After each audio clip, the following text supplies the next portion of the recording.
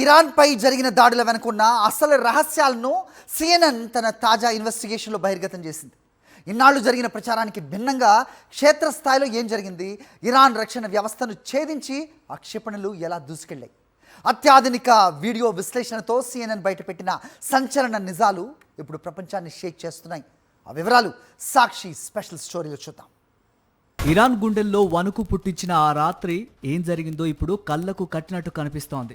CNN సేకరించిన exclusive వీడియోలు, digital సాక్ష్యాల ప్రకారం ఈ దాడులు మునుపెన్నడూ లేనంత ఖచ్చితత్వంతో జరిగాయి.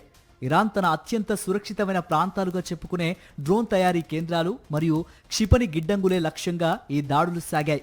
రాడార్లకు కూడా చిక్కకుండా అత్యాధునిక స్టెల్త్ టెక్నాలజీని వాడినట్లు సిఎన్ఎన్ విశ్లేషణ స్పష్టం చేస్తోంది.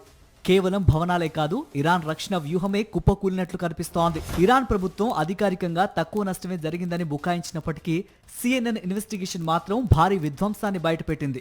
ప్రధానంగా వ్యూహాత్మక ప్రాంతాల్లోని కీలక వ్యవస్థలను నిర్వీర్యం చేయటమే ఈ దాడుల వెనుక ఉన్న అసలు ఉద్దేశమని నిపుణులు చెబుతున్నారు.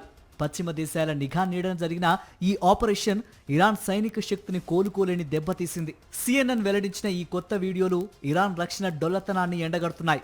ఈ ఇన్వెస్టిగేషన్ రిపోర్ట్ తర్వాత అంతర్జాతీయ వేదికలపై ఇరాన్ ఎలా స్పందిస్తుందో వేచి చూడాలి.